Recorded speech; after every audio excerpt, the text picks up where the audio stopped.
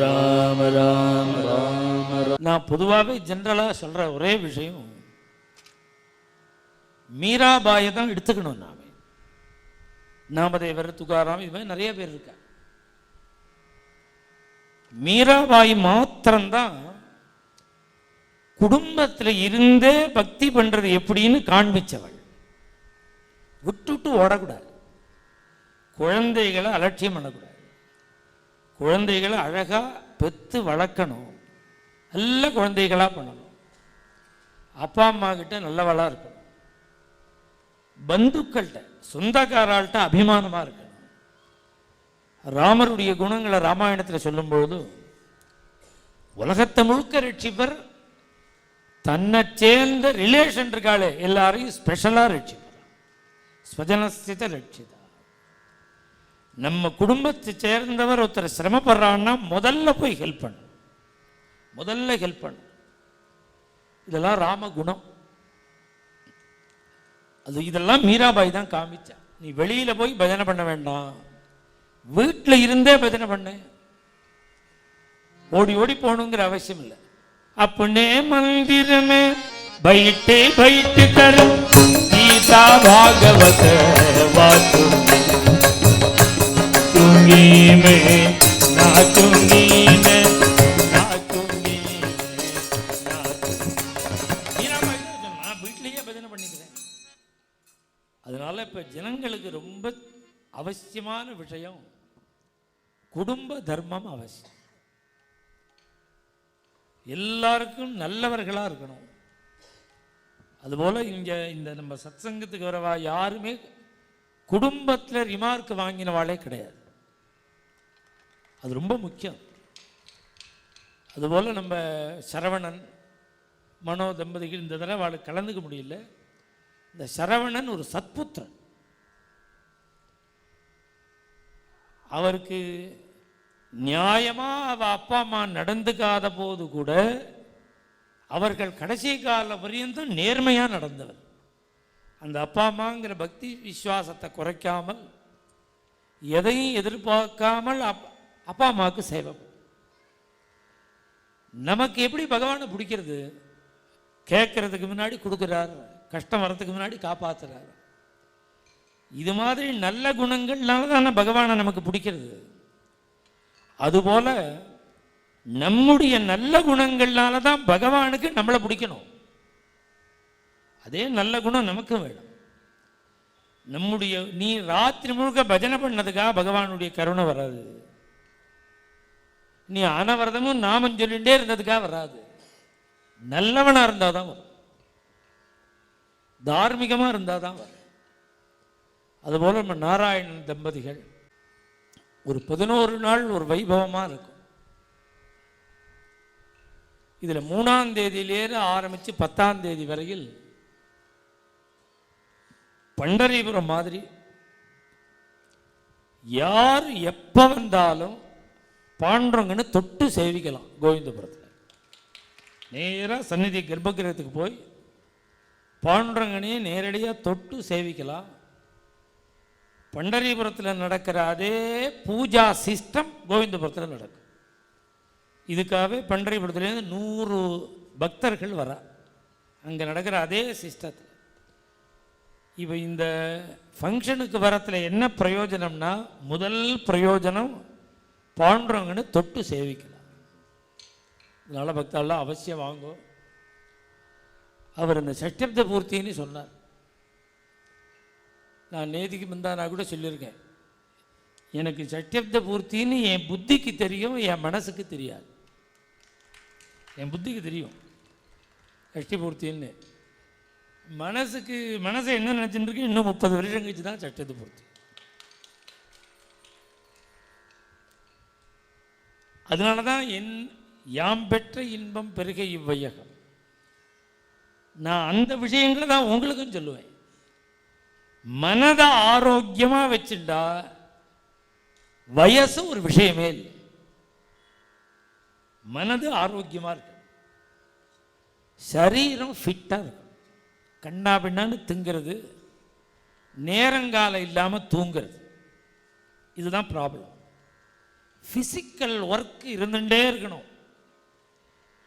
முடியலேன்னு நீங்கள் வேலையை விட்டா அதுக்கப்புறம் பெரிய பெரிய ப்ராப்ளங்கள்லாம் வரும்.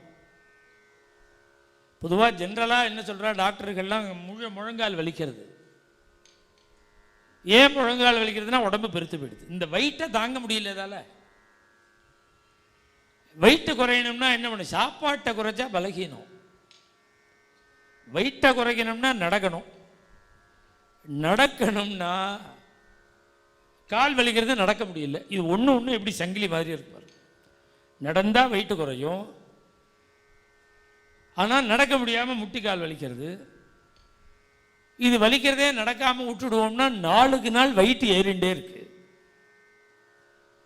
இதெல்லாம் எப்போ பண்ணணும்? காலத்திலேயே ஒரு அவேர்னஸ் தப்பிச்சுக்கணும்.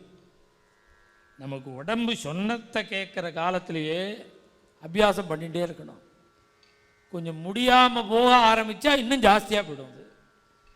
இது மாதிரி விஷயங்கள் இதுக்கெல்லாம் ரொம்ப முக்கியத்துவம் கொடுப்பேன். இந்த லெக்சர்லையே தினம் நடக்கணும். நான் ஒரு நாளைக்கு 1 மணி நேரத்துக்கு மேலே எனக்கு நட இருக்கு. நான் தனியாக நடக்கவே வேண்டாம். அத்தனை தடவை கோவிலுக்கு போயிட்டு அங்கே இருக்கிற கைங்கரிக்கெல்லாம் பூஜையெல்லாம் பண்ணிவிட்டு கோசாலைக்கு போயிட்டு ஒர்க்கு நடக்கிற இடத்துக்கெல்லாம் போய்ட்டு இப்படி சுற்றிட்டு வந்தால் ஒரு நாளைக்கு 1.5 மணி நேரம் ஆகும் என்னுடைய நடை. இதுபோல் இது அதனால தானே நம்முடைய முன்னோர்கள்லாம் பெரிய பெரிய கோவிலாக வச்சுருக்கா. நீ டிராயரை போட்டுண்டு பனியனை போட்டுண்டு ஷூவை போட்டுண்டு ஓட வேண்டிய அவசியமே இல்லை. கார்த்தால எழுந்துட்டு ஸ்நானத்தை பண்ணிவிட்டு நெல்லையப்பர் கோவிலுக்கு போய் 3 பிரதட்சிணம் பண்ணினா போதும். பெரிய பிராகாரம் 3 பிரதட்சிணம். பிரதட்சிண சமோனாஸ்தி பிரத்யக்ஷ பலதோ விதிகி. பிரதட்சிணத்துக்கு மேல கண்கூடாக பலனை கொடுக்கக்கூடிய மற்றொரு சாதனமே கிடையாது. அவ்வளவு உயர்வா சொல்லியிருக்கா கோவிலில் நான் பண்ற பிரதட்சிணத்தை. பிள்ளையாருக்கு 1 பண்ணா போறோம். ஏகம் கணாதிபே குறியாது. சூரியனுக்கு 2 பிரதட்சிணம், பரமேஸ்வரனுக்கு 3 பிரதட்சிணம், பெருமாளுக்கும் சன்னியாசிகளுக்கும் 4 பிரதட்சிணம், அரசமரத்துக்கு 7 பிரதட்சிணம். இப்படி பிரதட்சிணம் பண்ணினா அதற்கு சமமான பலனே கிடையாது. என்ன பிரார்த்தனை பண்ணினாலும் நடக்குமா? பிரதட்சிணம் பண்ணிட்டு இப்ப பிரார்த்தனை குழந்தை பிறக்கணும். குழந்தை பிறக்கிறதுக்கு என்ன பண்ணணும் அப்படின்னா சிவாராதனம் தான் பண்ணணும். குழந்தை பிறக்கணும்னா பரமேஸ்வரனை வழிபட்டாதான் குழந்தை பிறக்கும். அதனால தான் கிருஷ்ணாவதாரத்தில் பகவான் கிருஷ்ணனே பிரதோஷ விரதம் அனுஷ்டானம் பண்ணினார். கிருஷ்ணன் அதுக்கப்புறம் தான் அவருக்கு ஆயிரக்கணக்கான குழந்தைகள் பிறந்துடுத்து கிருஷ்ணனுக்கு. அதனால சிவாராதனம் பண்ணினாதான் புத்திர பாக்கியம் ஏற்படும். அது நீங்க பிரதட்சிணம் பண்ணணும். நெல்லையப்பருக்கு 108 பிரதட்சிணம் பண்றேன்னு வேண்டிக்கணும்.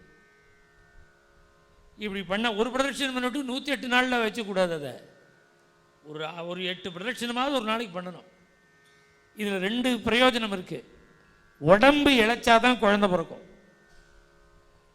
உடம்பு இழைச்சாதான் குழந்தை பிறக்கும். அடுத்தது குழந்தை பிறக்கணும்னு அப்பா அம்மா ஆசைப்பட்டா போறாது, குழந்தைகள் ஆசைப்படும். இவர் இப்போ கல்யாணம் ஆகி 2 வருஷம் ஆச்சு, 3 வருஷம் ஆச்சு, இன்னும் குழந்தை பிறக்கலையான்னு கேட்டால் அதுக்கு நாங்கள் இன்னும் பிளான் பண்ணலைங்கிறாவா இந்த தம்பதிகள். 2 பேரும் சாஃப்ட்வேர் இன்ஜினியர். நீ பிளான் பண்ணுற காலத்தில் சஷ்டி பூர்த்தி ஆகிடும். உனக்கு காலத்தில் குழந்தை பிறந்தாதான். இப்போ இவர்களுக்கு அந்த மைண்ட் செட்டே இல்லை. ராத்திரி படுத்துண்டா கூட அந்த சிஸ்டம் தான் ஓடுறது. முதல்ல குழந்தை பிறக்கணும் அப்படின்னாலே மனசு ஃப்ரீ ஆகணும். ஃப்ரீ ஆகணும்னா அப்படி நல்லைய பெற்ற பிரார்த்தனை பண்ணிட்டு பிரதட்சணம் பண்ணுறது. இதெல்லாம் ரொம்ப சுலபம்.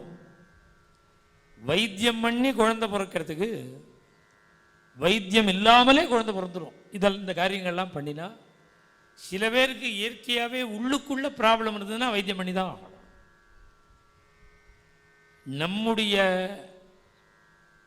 அஜாக்கிரதையினால் எந்தெந்த பிராபலங்கள் வரதோ அதை நாம் அவசியம் போக்கிக்கணும். அதனால் பிரதட்சிணம் ரொம்ப முக்கியம். நான் என்னுடைய பிரவச்சனங்கள்லேயே இதை ரொம்ப முக்கியமாக சொல்லுவேன். தரையில் உட்காந்துன்னு சாப்பிடணும். இது மாதிரி பஜனைக்கு தரையில் உட்காரணும். இதுக்கு நம்ம உடம்பு சொன்னதை கேட்கணும். இப்போ இங்கே உட்கார்ந்துக்கிறதுக்கு உடம்பு சொன்னதை கேட்கணும். இதுக்கு எவ்வளவு தேவையோ அவ்வளவு யோகாபியாசம் பண்ணணும். ஆசனங்கள்லாம் பண்ணணும், பிராணாயாமம் பண்ணணும். ஏன்னா நம்ம உடம்பு நம்ம சொன்னதை கேட்க வேண்டாமா? சம்சாரம் சொன்னதை கேட்க மாட்டேங்கிறா, புள்ள சொன்னதை கேட்க மாட்டேங்கிறா, மருமகள் சொன்னதை கேட்க மாட்டேங்க, புள்ள சொன்னதை கேட்க மாட்டேங்கிறான், பொண்ணு சொன்னதை கேட்க மாட்டேங்கிறா, மாப்பிள்ளை சொன்னதை கேட்க மாட்டேங்கிறான்னு எத்தனை பேர் ஃபீல் பண்ணுறா? அவன் உடம்பே அவனுக்கு சொன்னதை கேட்க மாட்டேங்கிறது. அதனால நம்முடைய உடம்பை நம்முடைய சுவாதீனத்தில் வச்சுக்கணும். அதுக்கு நிறையா நடக்கணும், கோவிலுக்கு போகணும், பிரதட்சிணம் பண்ணணும். சும்மா உட்கார்ந்துட்டே இருந்தால் சகல வியாதியும் வந்துடும். உனக்கு எல்லாம் சேர்ந்தா மாதிரி வரும். ஆக்டிவாக இருக்கணும். அடுத்தடுத்த காரியம் என்கேஜ் பண்ணிகிட்டே இருக்கணும். புத்திக்கு அடுத்தடுத்த காரியம் இருந்துகிட்டே இருக்கணும். இது மாதிரிலாம் இருந்தால் தான் நம்ம உடம்பு சொன்னது கேட்கும். சரீரத்துக்கு வயசாகும், மனசுக்கு வயசாகாது. அதனால் பக்தாலாம் இந்த கதைகள்லாம் அதை தானே காமிக்கிறது. 80 வயசு வரையில் நாமதேவர் பஜனை பண்ணார். 82 வயசு வரையில் பண்ணார். புரந்தரதாசர் 82 வயசு வரையில் பஜனை பண்ணார். என்னமா பண்ண முடிஞ்சது அப்படின்னா அதெல்லாம் அதான் ஒரு நம்பிக்கை, விஸ்வாசம். அதனால பக்தாலாம் அவசியம் கோவிந்தபுரம் வந்து பாண்டுரங்கனை சேவிக்கணும்.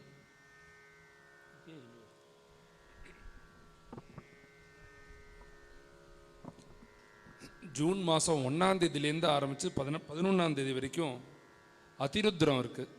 சஷ்டதி பூர்த்தியை முன்னிட்டு அதிருத்ரம் 11 நாட்கள் 121 பேர் பிராமணர்கள் கொண்டு ஏகாதச ருத்ரம், நித்தியம் ஏகாதச ருத்ரம் பாராயணம் இருக்குது. அதே மாதிரி பரமேஸ்வரனுக்கு அதிருத்ரம் நடக்கிறதுனால அம்பாளுக்கு சதச்சண்டி ஏற்பாடு பண்ணியிருக்கு. இது எல்லா காரியமும் சண்டி ஹோமம், இது எல்லாமே குருநாதருடைய சஷ்டி பூர்த்தியை முன்னிட்டு கொண்டு பண்ணணுங்கிற ஒரு அபிப்பிராயத்தில் பண்ணியிருக்கோம். இது எல்லாமே குருநாதருக்காக பண்ணுறோம். வந்திருக்கிற ஜனங்களுக்கு ஏதாவது பிரயோஜனம் அடையணும். இந்த ஹோமமாக இருக்கட்டும், ருத்ர பாராயணமாக இருக்கட்டும், அவளை இன்வால்வ் பண்ணிக்கிறதுக்கு என்ன பண்ணலான்னு யோசிக்கிறதே தான். பன்றியபுரத்துலேருந்து ஒரு 60 அங்கே பூஜை பண்ணுற பிராமணாலேயே அழிச்சுன்னு வந்து பண்டாக்கள் அழிச்சுன்னு வந்து நித்யோபச்சாரன்னு ஒரு வைபவம் அது ஏற்பாடு பண்ணியிருக்கு. இந்த நித்யோபச்சாரில் இந்த 8 நாளும் வந்து எத்தனை பேர் வரையிலோ கார்த்தாலேருந்து ராத்திரி வரைக்கும் எல்லாரும் சுவாமியை தொட்டு சேவிக்கலாம். இது இத்தனை பாக்கியத்தையும் இவருடைய சஷ்டி பூர்த்தியில் கொண்டு சேர்க்கணும். ஏன்னா வந்திருக்கிற ஜனங்களுக்கு ஏதாவது பிரயோஜனமாக இருக்கணும். இந்த 5 நாட்கள் இங்கே வந்திருக்கேன், இந்த எத்தனை வைப்ரேஷனை நீங்கள் அனுபவிக்கிறீர்கள், இது எல்லாம் சேர்ந்து மொத்தமாக கோவிந்தபுரத்தில் கிடைக்க போகிறது. எல்லா பக்தாலும் வரணும். வந்திருக்கிற ஜனங்களுக்கு இதுமாதிரி சத்சங்கமாக இருக்கணும்னு ஏற்பாடு பண்ணி எல்லாருமே கும்பாபிஷேகத்தை ஆன்லைனில் பார்த்துருப்பேன். சத்சங்கம் எப்படி இடைவிடாத சத்சங்கம் இருக்கோ நடந்ததோ அதே மாதிரி சத்சங்கமும் ஏற்பாடு பண்ணியிருக்கு. ஸ்ரீ ஸ்ரீ அண்ணா கிருஷ்ணபிரேமி சுவாமிகள் அவரும் முழுக்க கூட இருக்க போகிறார்.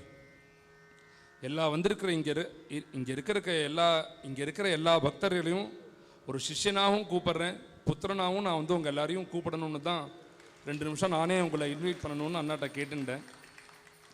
எல்லா ஜனங்களும் வந்து குருநாதருடைய கிருபைக்கு பாத்திரமாக மாதிரி நான் கேட்டுக்கிறேன். அவரே சொன்னார் 30 வயசு தான் எனக்கு ஆறுது அப்படின்னு அவர் சொன்னார். இங்கிலீஷில் சொல்கிற மாதிரி ஏஜை ஜஸ்ட் நம்பர்னு சொல்லுவாள். ஒரு நம்பருக்கு தான் 60 வயசு ஆறுதே தவிர அவர் பின்னாடி இருக்கிற நாங்கள் எல்லாருமே வந்து பார்த்தேன்னா 30-35 வயசுக்குள்ளே இருக்கிறவா தான். நாங்கள்லாம் சோர்ந்து போகிறதே எங்களை தூக்கிண்டு அவர் தான் ஒரு காரியத்தையும் இழுத்து அழிச்சுன்னு போகிறார். நீங்கள் இத்தனை பேர் இந்த முதல் நாமாவளியும் போதே அவர் ஏதுன்னு ஆட ஆரம்பித்தார். எப்படி ஆட ஆரம்பித்தார்னா அவர் சாதாரணமாக அவர் மைண்ட் ரோட்டில் இருந்து அவரால் ஆட முடியுமா? இவருடைய வைப்ரேஷன், இவருடைய எனர்ஜி தான் பாஸ் ஆகுது. இதை முழுக்க நீங்கள் அனுபவிக்கணும்னா லௌகீகமாக சொல்கிறேன்னு நினச்சிக்க கூடாது. ஒரு சினிமா ரிலீஸ் ஆக போகிறதுன்னா அதுக்கு முன்னாடி ட்ரெய்லர்னு ஒரு கண்டென்ட் வரும். இது மாதிரி வெளியில் குருநாதர் வரது முழுக்க பார்த்தீங்கன்னா ஒரு ட்ரெய்லர் மாதிரி தான். இவருடைய மொத்த எனர்ஜியை நீங்கள் பார்க்கணுன்னா கோவிந்த படத்தில் தான் பார்க்க முடியும். நாங்கள் எல்லாரும் 10 மணிக்கு தான் அவர் வந்து பார்ப்போம். இவர் 5 மணிலேருந்து உட்காந்துட்டு இருப்பார். எல்லா டாக்டர் சொல்கிறதையே சொன்னார், இந்த வாத்சல்யாத்து அபயப்பிரதான சமயாத்துன்னு அந்த பகவானை ஒரு பக்தர்களும் எப்படி அனுபவிச்சா, பகவானுடைய கிருப்பையை எப்படி நம்ம அனுபவிக்கணும்னு சொன்னார். இந்த டாக்டராக இருக்கட்டும், நாங்களாக இருக்கட்டும், எங்களை சொன்னெல்லாம் இந்த 5 நாள் இவரை பற்றி மாத்திரம் நாங்கள் சொல்லுவோம். அவ்வளோ விஷயம் எங்களுக்கு அவர் சொல்லியிருக்கார். நீங்கள் வந்திருக்கலே உங்களுக்கு என்ன பிரயோஜனம்னு கேட்டெல்லாம், வாழ்க்கையில் நம்ம எப்படி இருக்கணும் அப்படிங்கிறத வந்து மற்ற குருஜி மாதிரியோ மற்ற மகாராஜ் மாதிரியோ பெரிய அவர் பண்ணிக்கவே மாட்டார். சொல்லப்போனால் நாங்கள் பண்ணக்கூடிய அளவுக்கு கூட அவர் பண்ணிக்க மாட்டார். சாதாரண ஜனங்களுடைய ஜனங்களாக இருக்கார். அப்படிங்கிறது அவருக்காக பண்ணிக்க மாட்டார். தவிர நம்ம சிஷ்யாலாக இருந்து அவருக்கு ஏதாவது பண்ணணும் அப்படிங்கிற ஆசையில் தான் இத்தனை கைங்கரியத்தையும் ஏற்பாடு பண்ணியிருக்கோம். இதுக்கு முழுக்க என்ன பண்ணணும்னா, திரவிய சாதனை பணமாக தருதுங்கிறது அடுத்த விஷயம். இந்த பாக்கியத்தை முழுக்க எதை உத்தேசித்து பண்ணுறோன்னா, இத்தனை பக்தர்களும் வந்து அனுபவிக்கணுங்கிற ஒரே நோக்கம்தான். அதனால் இங்கே வந்திருக்கிற எல்லா பக்தர்களும் அவசியம் ஆசிரமத்துக்கு வாங்கோ. நீங்கள் ஆகாரத்தை பற்றி கவலையே பட வேண்டாம். நம்ம ஆசிரமத்திலே ஆகாரம் பண்ணிக்கலாம். உங்களை எங்கேஜாக வச்சுக்கிறதுக்கு நிறையா சத்சங்கம், நிறையா ஹோமங்கள், பிரவச்சனங்கள் நிறையா நாங்கள் ஏற்பாடு பண்ணிட்டு இருக்கோம். அதனால் எல்லா பக்தர்களும் வந்து குருநாதருடைய கிருபைக்கு பாத்திரமாகும்படி நாங்கள் கேட்டுக்கிறோம். ராதே கிருஷ்ணன்.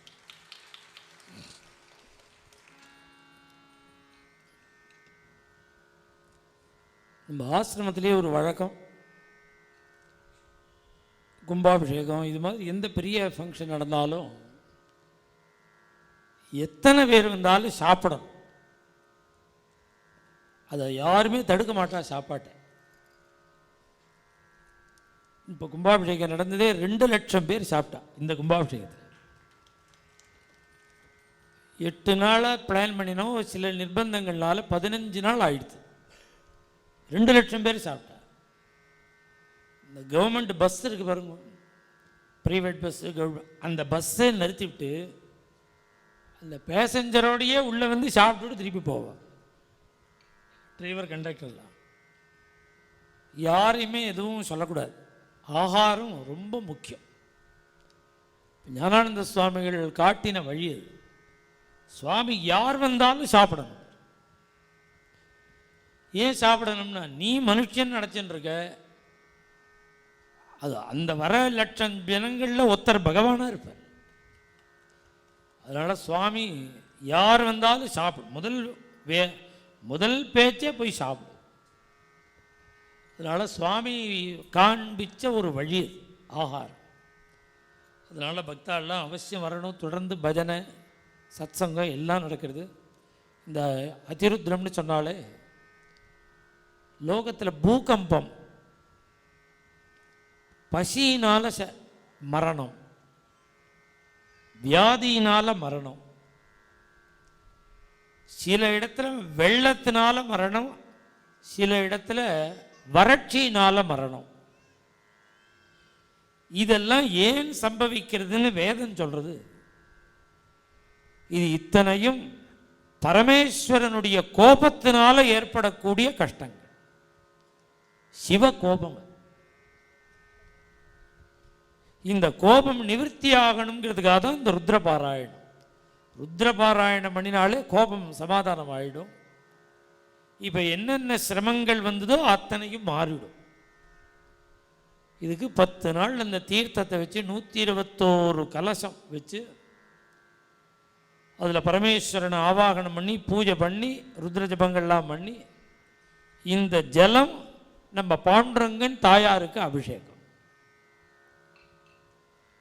இந்த ஜலம் சாதாரண ஜலத்தை கொண்டுறக்கூடாதுன்னு இந்த 120 குடத்துக்கும் ஜலம் வேணும்னு கங்கைக்கரைக்கு போய் ஹரித்வார்லேருந்து கங்கா ஜலம் கொண்டு வந்திருக்கோம். கங்கா ஜலத்தில் ஆவாகனம் பண்ணி பூஜை பண்ணி சுவாமிக்கு அபிஷேகம். அதிருத்ரம்ங்கிறது பரமேஸ்வரனை குறித்த ஒரு காரியம். அது நம்ம பாண்டுரங்கனுக்கு அபிஷேகம். ஏன் ருத்ரனுக்கு சிவலிங்கத்துக்கு தானே அபிஷேகம் பண்ணணும்னா நம்ம பாண்டுரங்கனுடைய தலையில சிவலிங்கம் இருக்கு. பாண்டுரங்கன் கிரீடத்தை கழட்டி விட்டா மேலே சிவலிங்கம் இருக்கு. நம்ம கோவிந்தபுரம் பாண்டுரங்கன் உண்டு இல்லை, பண்டரிபுரத்தில் இருக்கிற பாண்டுரங்கனுடைய சிரசிலையும் சிவலிங்கம், சிவஸ்வரூபி பகவான். அதனால தான் நம்ம பாண்டுரங்கனுக்கு மகா சிவராத்திரி அன்னைக்கு அபிஷேகம் உண்டு. அன்னைக்கு அபிஷேகம் பண்ணினா பட்ட பட்டையாக விபூதி போட்டு ருத்ராட்சத்தினால கிரீடம் வச்சு ருத்ராட்ச மாலை போட்டு இப்படி தான் சேவை நம்ம சுவாமிக்கு. சிவராத்திரி அன்னைக்கு விபூதி, அவர் சிவஸ்வரூபி. அதனால் இதெல்லாம் பார்க்கறதுக்கே பாக்கியம் வேணும். இப்போ நம்ம தேசத்தில் எவ்வளவு சிரமங்கள், இந்த சிரமங்கள்லாம் நிவர்த்தி ஆகணும். நிறையா இப்போதைக்கு 10 வருஷத்துக்கு முன்னாடி இருந்த அளவுக்கு சிரமம் இல்லை, இன்னும் நிறையா க்ஷேமமாக இருக்கணும் லோகம். அந்த லோகக்ஷேமகரமாக நடக்கிற ஒரு காரியம் பக்தாள்லாம் அவசியம் வந்து கலந்துக்கும். இது நிறையா பக்தாள்லாம் இதில் இன்வால்வ் ஆகியிருக்கா. நம்ம டாக்டர் சொல்லும்போது தினமலர் அவள் தம்பதிகளை பற்றி சொன்னார். அதுபோல் பார்த்திபன் அவர் ஊரில் முழுக்க இருக்க முடியல, இப்போ தான் வந்திருக்கார். அதே போல் அண்ணாமலை அவள் குடும்பம் முழுக்க இந்த 5 நாட்களும் இதில் கைங்கரியம் பண்ணிட்டு இருந்தா. இது மாதிரி நிறையா பேர். இந்த சவுண்டு சிஸ்டத்தை பற்றி சொல்லும்போது டாக்டர் சொன்னார், நான் 5 நாளாக கவனித்தேன், ஒன்றும் சொல்லவே இல்லைன்னு. ரொம்ப பர்ஃபெக்டாக இருக்குது, ரொம்ப அழகாக சவுண்டு சிஸ்டம் வச்சுருக்கார். ஸ்டெயினே இல்லை. எனக்கு ஸ்டெயின் இல்லாமல் இருந்தால் தான் பஜனை பண்ண முடியும், பேச முடியும். ரொம்ப அழகாக வச்சுருக்கார். இவர்களுக்கெல்லாம் பகவானுடைய ஒரு கிருபை கிடச்சி அவரவர்களுடைய ஒரு விருத்தியில், தொழிலில், பிஸ்னஸில் மேல் மேலும் சகல க்ஷேமத்தை அடையணும்னு நானும் பிரார்த்தனை பண்ணிக்கிறேன். அகணித ஸ்ரேய பத பிராபணாத்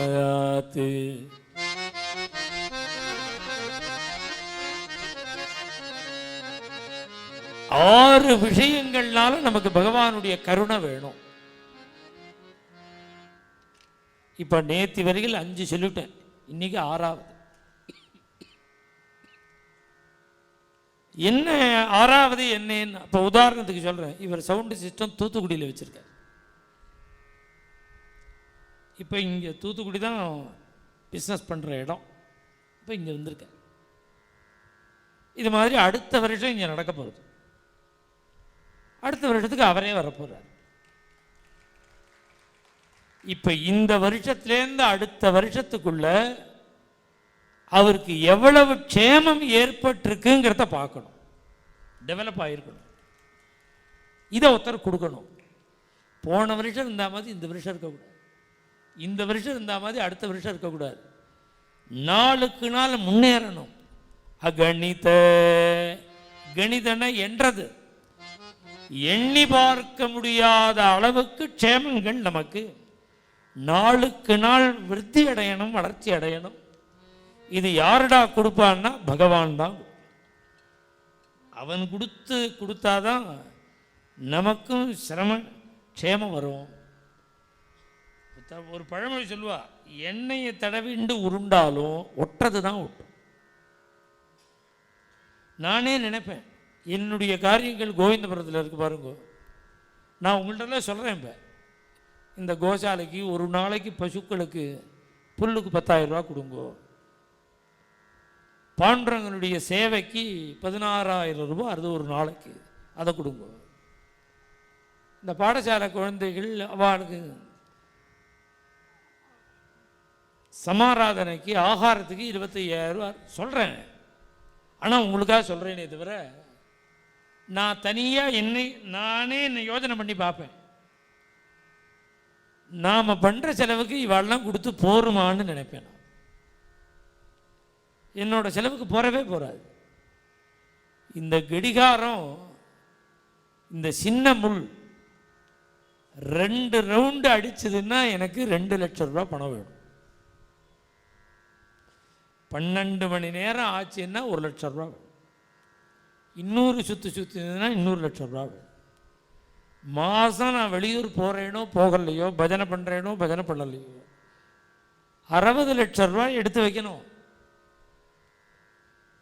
ஒரு நாளைக்கு 300 பேர் சாப்பிட்றா. 1200 பசுக்கள் இருக்கு. அதை தவிர தர்ம காரியங்கள்லாம் இருக்கு. இவ்வளவு செலவு இருக்கு. நானே நினச்சி பார்ப்பேன், இதுக்கு ஜனங்கள் கொடுத்து இது எப்படி போகிறோம்? போறாது. எவ்வளவு கொடுக்க முடியும்? நான் என்ன நினைப்பேன்னா, இத்தனை செலவையும் இடுப்பில் கையை வச்சுருக்காரு பாருங்க, அவர் தான் தரணும். அவர் யார் மூலமாக தோண பண்ணுறார்? எத்தனையோ பேர்கிட்ட பணம் என்ன பண்ணுறதுன்னே தெரியாமல் இருக்கு. அவன்கிட்ட போய் தூக்கத்தில் அறைவர், ஒரு அறை எழுந்துரு, நாளைக்கு ராத்திரி ஒரு 50 கோடி ரூபா பணத்தை கொண்டு போய் கொடுத்துட்டு வா, ஒரு 10 கோடி ரூபா பணத்தை கொடுன்னு அவனை போய் சொல்லுவார் அவர்.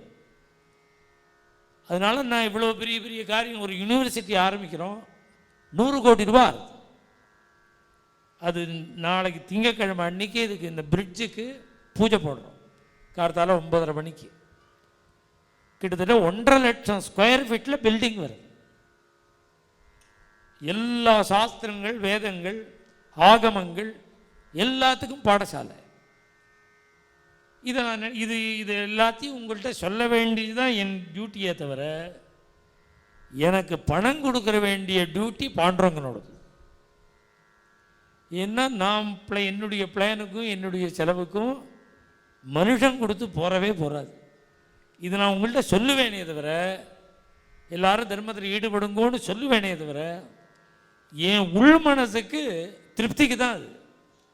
நான் நம்புறது அவரை தான் நம்புகிறேன். அவர் தான் கொடுக்கணும். அவரால் தான் கொடுக்கவே முடியும். நாளுக்கு நாள் க்ஷேமமாக இருக்கணும். இது யாரால் கொடுக்க முடியும்னா பகவானால் கொடுக்க முடியும். இன்றைக்கி வந்து பாருங்க, ஒரு சதுர அடி நான் இந்த பாண்டுரங்கனை கோவிந்தபுரத்துக்கு அழிச்சுன்னு வரும்பொழுது, நான் முதல்ல நிலம் வாங்கின போது 4 ரூபா 50 காசு. ஒரு சதுர அடி பூமி 450. இன்னைக்கு 1200 ரூபா. 4.5 ரூபா எங்கே இருக்குது? 1200 ரூபா எங்கே இருக்குது? சதுரடிக்கு ஒரு ஏக்கருக்கு 43,200 ஸ்கொயர் ஃபீட். ஒரு ஏக்கருக்கு 43,200 × 1200.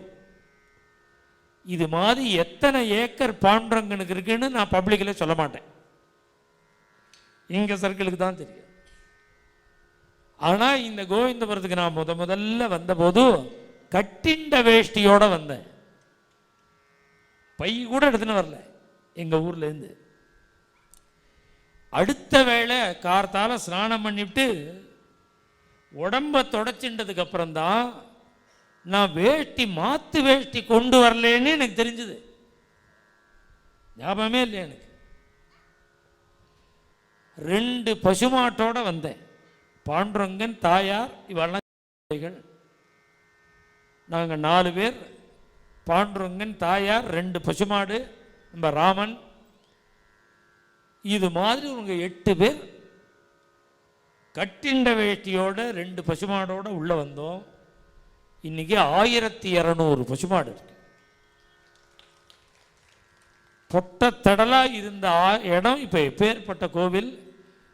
நம்ம எவ்வளவு பெரிய கோசாலை, எவ்வளவு பெரிய சிஸ்டம் அது.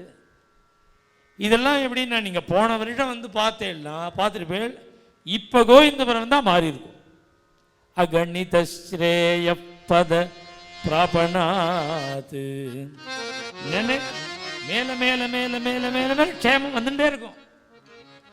யாருடா கொடுக்குறாங்கிற மனுஷன் கொடுத்து தீரவே தீராது, ஆகவே ஆகாது. பகவான் தான் கொடுக்கும். இந்த கடைசி 6வது ஒரு பிரார்த்தனை இருக்கு பாருங்க. இதுக்கு உதாகரணம் அடியேன் தான். நீங்கள் கதையே வேற யார்ட்டையும் போக வேண்டாம்.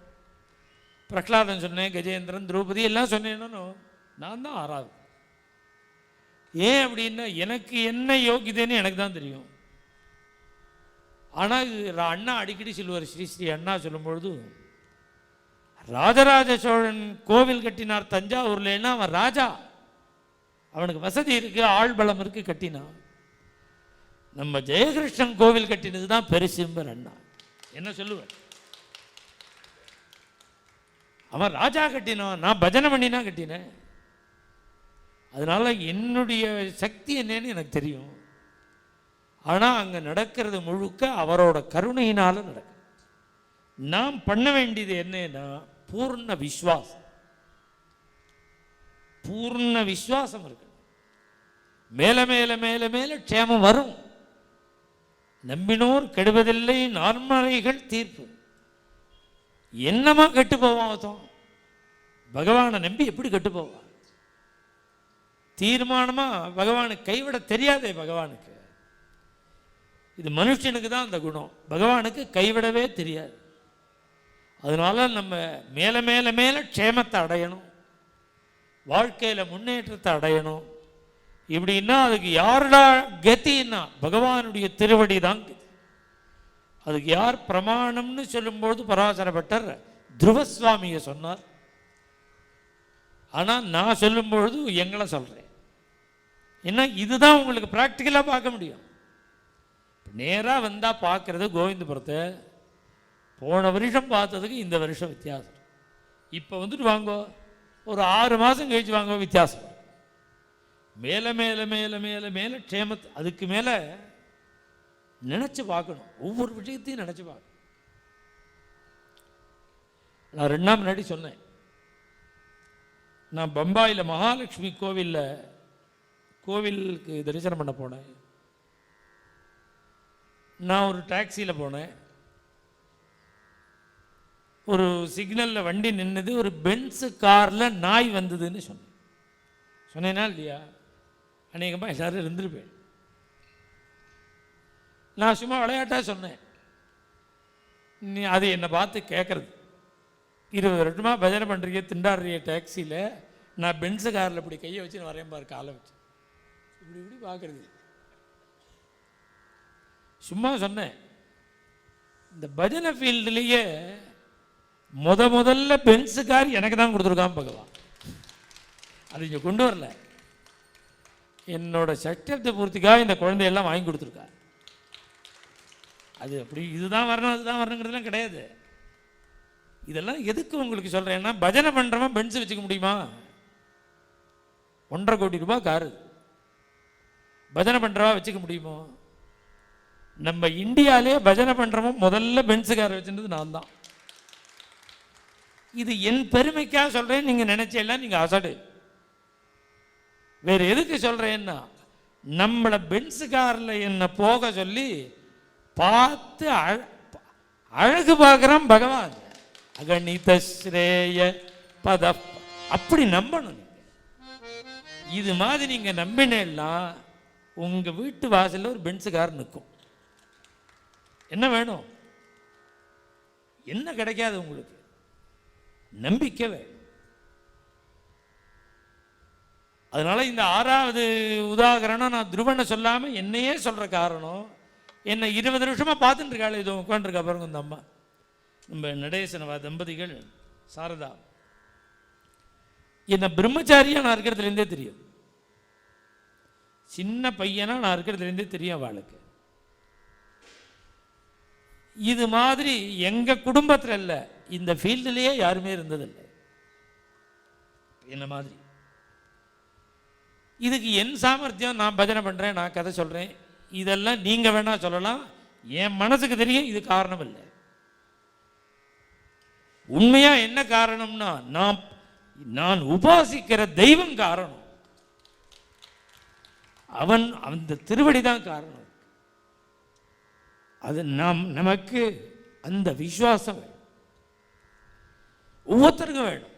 உங்களுக்கு எவ்வளவு இருக்கோ அவ்வளவு க்ஷேமம் உண்டு. இப்போ நீங்கள் இன்னிலேருந்து நம்புங்க, அடுத்த வருஷம் என்ன பார்க்குறதில்ல நீங்களே சொல்லுவேன். அப்படி பூர்ண விசுவாசத்தோடு நாம் இருந்தால் நமக்கு கொடுக்காம பகவான் யாருக்கு கொடுப்பான்?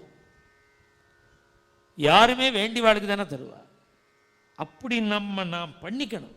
பராசரப்பட்டர் 6ஐயும் சொல்லி நமக்கு ஒரே கதி பகவான் தான். நம்மளை குழந்தையா நினைக்கணும், எவ்வளவு பயம் வந்திருந்தாலும் இன்னொருத்தம் பயப்படாதேன்னு சொல்ல முடியாது.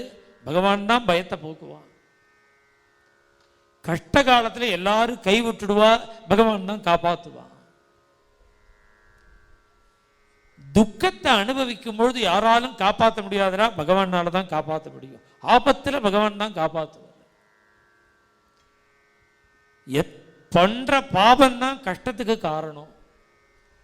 இந்த கஷ்டங்கள் வராமல் இருக்கணும்னா பாபம் போகணும். எத்தனை மலைமலையா நீ பாபம் பண்ணியிருந்தாலும் நாமம் சொல்லு போயிடும். அதுக்கு உதாகரணம் என்ன? அகல்ய தான் உதாகரணம். பாபத்தை போக்குறவன். அதுக்கு மேல நாளுக்கு நாள் நாளுக்கு நாள் க்ஷேமத்தை கொடுத்துட்டே இருக்கிற. நேத்திக்காக இன்னைக்கு கூட, இன்னைக்காக நாளைக்கு கூட, நாளைக்காக நாளைக்கு கூடன்னு இப்போ இந்த நம்பிக்கையை பகவான்கிட்ட வைக்கிறதுக்கு நமக்கு என்ன செலவு? பணமா? ஃபீஸா என்ன? 10,000 ரூபா ஃபீஸா உண்டு, 5,000 ரூபா ஃபீஸா உண்டு. பகவான் ரட்சிப்பான்னு நம்புறதுக்கு பணங்காசா செலவு? மனசு தானே. அந்த விசுவாசம் மாத்திரம் இருந்துடுத்துன்னா பகவான் அப்படி இருக்கிற பக்தனை காப்பாற்றுறதை விட அவருக்கு என்ன ஜோலி, வேற என்ன காரியம்? பகவான் இப்படி 6 குணங்களை சொல்லி இந்த 6க்கும் பகவான் தான் கதி, 6 பேரை இது மாதிரி காப்பாற்றிருக்கான் அப்படின்னு எக்ஸாம்பிள் சொல்லி சந்தியத்திர ஷட் சாட்சினா 6 பேர் சாட்சின்னு பராசர பட்டர் அருமையான ஒரு ஸ்லோகம் சொன்னார். அதுதான் இந்த 5 நாட்களாக நான் இங்கே சொல்லின்னு இருக்கேன். நான் சொல்றது விஷயம் இல்லை, நீங்கள்லாம் ஸ்ரத்தையாக கேட்கறது தான் விஷயம். கேட்கறது மாத்திரமில்லை, நான் சொன்ன எல்லாமே பொருள் செலவே கிடையாது. இந்த 5 நாளாக நான் சொல்கிறேன்னு பொருள் செலவே கிடையாது. இதில் செலவே கிடையாது, மனசு தான் வேணும். மனசு இருந்துவிட்டா போதும். மனசு இருந்து பூர்ண விசுவாசம் இருந்தால் இப்போ சொன்ன 6ம் கிடைக்கும். இப்போ நீங்கள் என்ன பண்ணணும்? யாருமே கட்சி மாறக்கூடாது. கட்சி மாறக்கூடாதுன்னா அரசியல் பேசலை. என்ன தெய்வத்தை வழிபடுறாளோ அதை தான் பிடிச்சுக்கணும். நான் பாண்டுரங்கன்னு சொன்னேன், பரமேஸ்வரன் சொன்னேன், முருகன்னு சொன்னேன், கிருஷ்ணன்னு சொன்னேன், ராம். கட்சி மாறவே கூடாது. என்ன தெய்வத்தை வழிபடுறோமோ தெய்வத்தை எக்காரணத்தை கொண்டு மாற்றக்கூடாது. அந்த தெய்வத்திட்ட வைக்கிற பிரேமையை தெரிஞ்சுக்கணும். இந்த கதையிலேருந்து நான் விஷ்ணு பக்தனா சொல்லியிருப்பேன், விஷ்ணு பக்தாளுடைய கதையை சொல்லியிருப்பேன். பரம வைஷ்ணவர் ஒருத்தர் நந்தனார் கதையை கேட்டு அழுவறான். சிவபக்தியில் அழல்ல, நந்தனார் எப்படி நடராஜாட்ட பக்தி பண்ணினாரோ அதுபோல எனக்கு பெருமாள்கிட்ட பக்தி பண்ண வரலையேன்னு அழுவறான். நாம் தெரிஞ்சுக்க வேண்டிய விஷயம் அது. அதனால தெய்வத்தை மாத்தினா அசடு. நம் எந்த தெய்வத்தை வழிபடுறோமோ எல்லா தெய்வமும் ஒன்று தான்.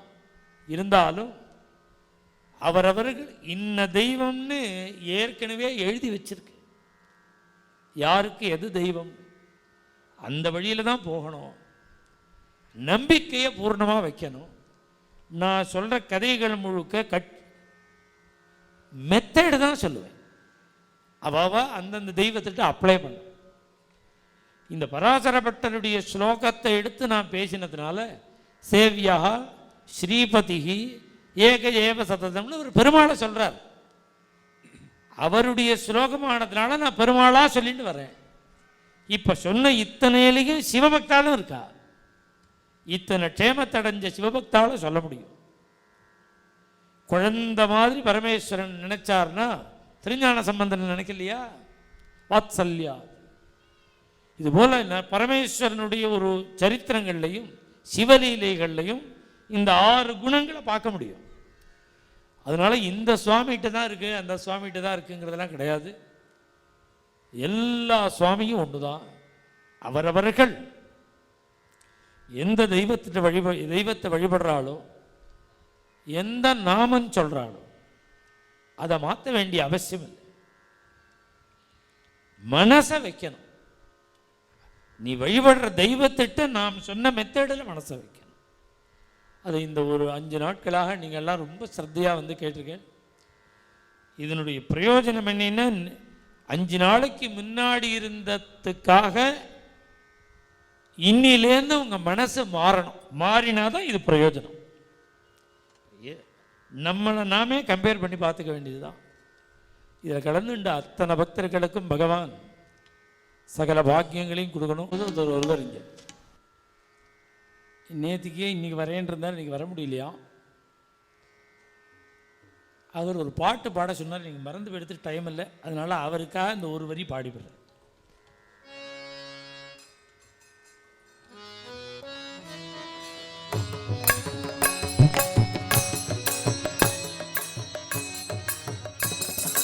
இறைவனிடம் கையேந்துங்கள், அவன் இல்லை என்று சொல்லுவது. நான் 5 நாளா கதை சொன்னேனே, இதை தான் சொன்னேன். இறைவனிடம் கையேந்துங்கள், அவன் இல்லை என்று சொல்லுவதில்லை. பொறுமையுடன் கேட்டு பாருங்கள், அவன் பொக்கிஷத்தை மூடுவதில்லை. இறைவனிடம் கையேந்துங்கள், அவன் இல்லை என்று சொல்லுவதில்லை.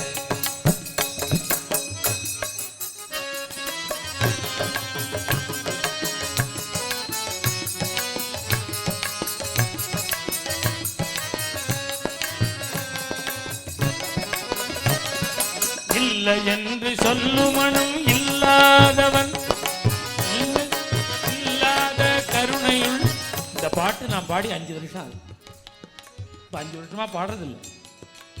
இது எனக்கு எல்லாரையும் பிடிக்கும். எனக்கு இந்த இஸ்லாம் மதம் ரொம்ப பிடிக்கும். ஏன் பிடிக்கும்னா, நாஸ்திகனே கிடையாது, அதனால பிடிக்கும்.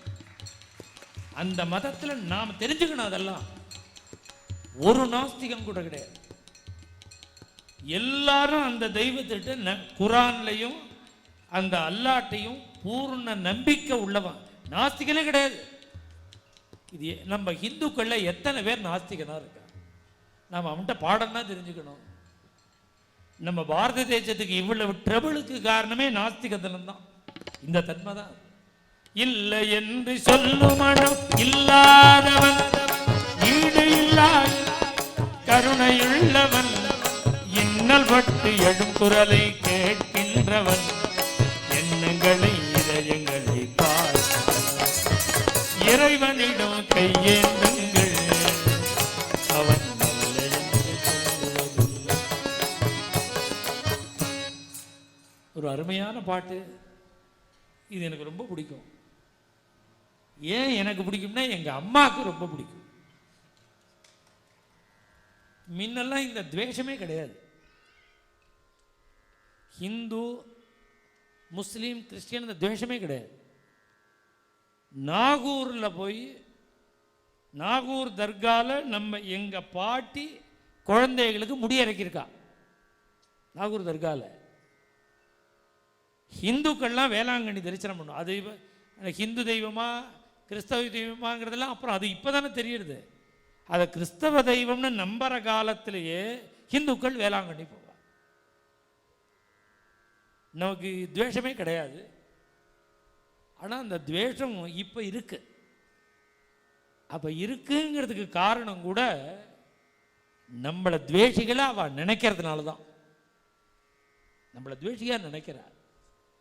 உண்மையாக நாம தான் அபிமானமாக இருக்கோம். நடுப்புல இந்த அரசியல் பூந்து தான் இதை பேதப்படுத்தி அவ சௌக்கியமாக இருக்க பார்க்குறா. பொதுவாக இது குடும்ப லாஜிக்கு தான். அது ஒரு பெரிய குழந்தை இருக்கும், சின்ன குழந்தை, வயசு வித்தியாசம் குறைச்சலாக இருக்கும். இந்த பெரிய குழந்தைய வச்சுட்டு சின்ன குழந்தைய அப்பா அம்மா கொஞ்சிண்டே இருந்தான்னு வச்சுக்கோங்க, அந்த மூத்த குழந்தை போய் கிள்ளிட்டு வந்துடும். சின்ன குழந்தைய கிள்ளும். ஏன் கிள்றது? அதுகிட்ட ஒன்றும் கோபம் இல்லை, அவனை கொஞ்சம் இல்லைன்னு. இந்த பெரிய குழந்தை மாதிரி தான் நாம் இருக்கோம். இப்போ கவர்மெண்ட் என்ன பண்ணுறது? சின்ன குழந்தையே கொஞ்சறது. மைனாரிட்டின்னு சொல்லி அவளை கொஞ்சறா. அதில் தான் நமக்கு கோபம் வருது. நாங்கள் மெஜாரிட்டியாக இத்தனை பேர் திண்டாடுறோம், என்ன ஒரு நாளைக்கு கொஞ்சறையா நீ? இது மாதிரி ஒரு துவேஷங்கள் வந்ததுக்கு காரணமே ஒரு பக்கத்தில் ஆரம்பித்தது தான் இப்போ துவேஷம் தெரியுது. மற்றபடி பார்த்தா ரொம்ப அருமையாக வேதத்தை நம்பி, அந்த குரானை நம்பி, தெய்வத்தை நம்பி இருக்கிற முஸ்லீம்கள் ஆயிரக்கணக்கான பேர் இருக்காவா. எனக்கு ஒரு ஃப்ரெண்டு ஒருத்தர் ரெண்டு குழந்தையா, அதாவது நான் 20 வயசில் சொல்கிறேன், ஹனிபான்னு பேர் அவருக்கு. அவர் நம்ம ஊர் பக்கத்தில் தான் கிராமம் இருக்குது. நான் எங்கள் ஊர் பக்கத்தில் ஊர் தான் நன்னிலம்னு ஒரு சிட்டி, சின்ன சின்ன நகரம். நான் அப்போல்லாம் இது மாதிரிலாம் இருக்க மாட்டேன். அப்போ நான் பிரம்மச்சாரி தான், பைக்கெல்லாம் ஓட்டுவேன். நான் அப்படி பைக்கை ஓட்டுன்னு நன்னியில் போனேன்னா அவர் ஒருவர் ரொம்ப வருஷம் பழக்கம். அவர் நடு கடத்தரில் என்ன பண்ணுவார், என்னை வண்டியை நிறுத்தி என்கிட்ட வந்து இப்படியே என்னை கொஞ்சம் வருவார்.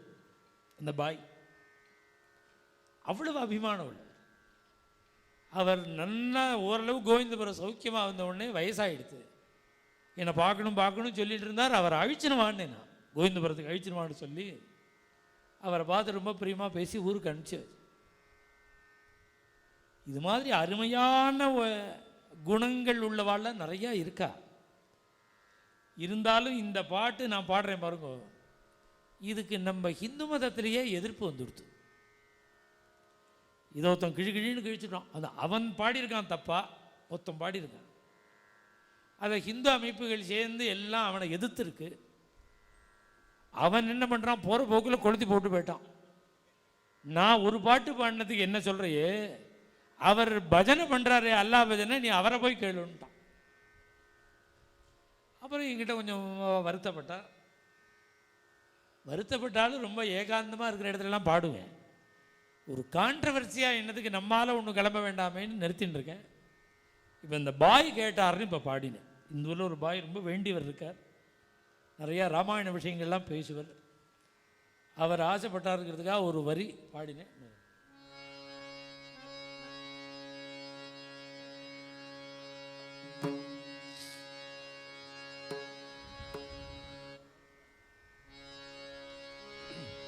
ராமகிருஷ்ண ஹரி விட்டல விட்டல விட்டல விட்டல விட்டல விட்டல பாண்டுரங்கா விட்டல விட்டல விட்டல விட்டல பாண்டுரங்கா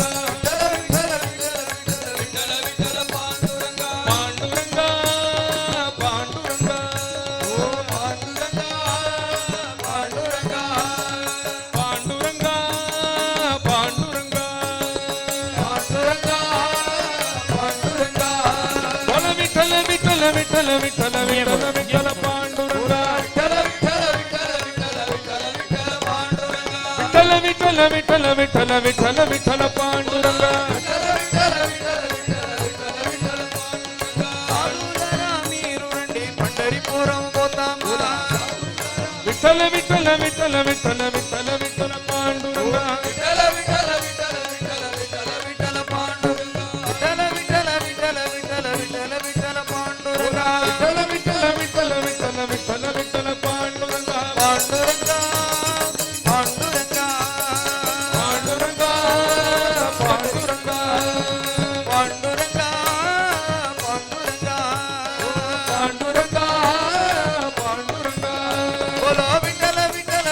விட்டல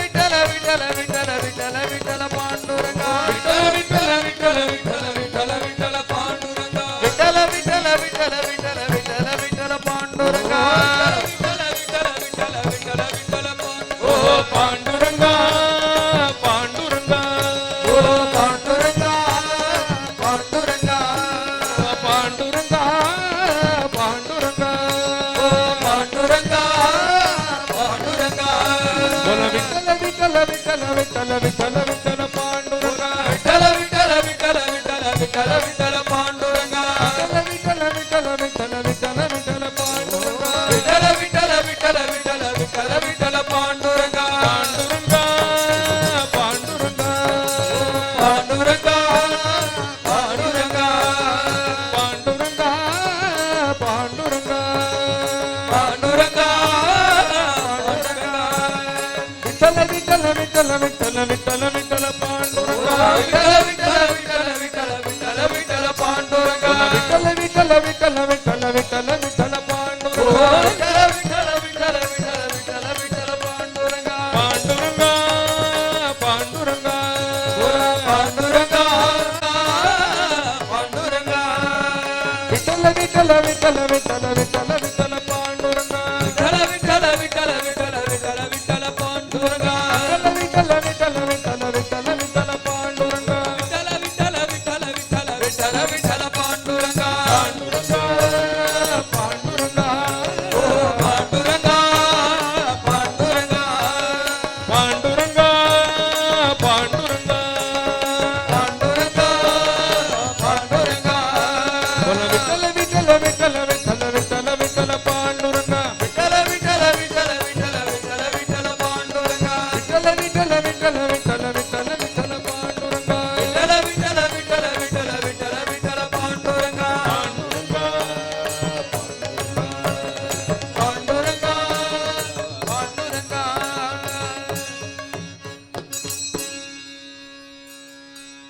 बोला पुंडली कवरदा हरिविठ्ठले मंगलम रुक्मिणी रमणाय श्रीमते मंगलम रमणी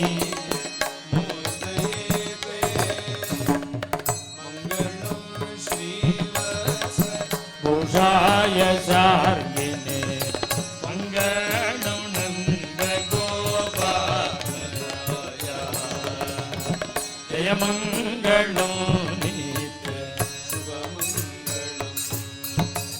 बोला कुंडली गवरदा जय सद्गुरुमूर्ति की समस्त संत मंडली की आंजनेय मूर्ति की